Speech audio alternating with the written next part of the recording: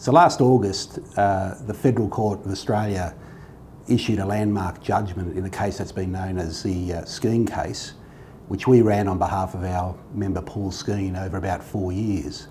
And what is occurring this week in Melbourne is that the company is trying to essentially overturn that decision. Skene judgment was important because for the first time an authoritative Australian court has essentially declared that there's no such thing as a permanent casual.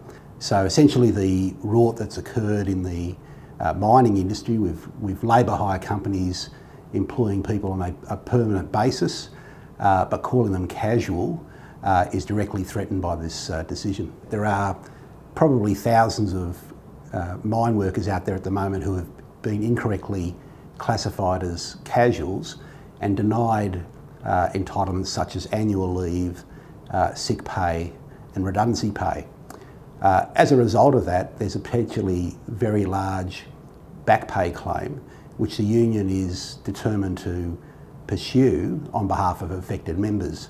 Therefore, there's millions of dollars at stake, and big business and the labour hire companies are throwing everything at this court case in order to try to reverse the precedent established by the Skene case.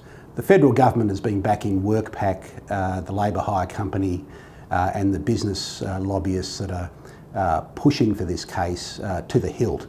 Not only are they intervening in the court proceedings through barristers representing the federal minister, they've also introduced a regulation to disallow so-called double dipping by workers who are found to be incorrectly classified as casuals.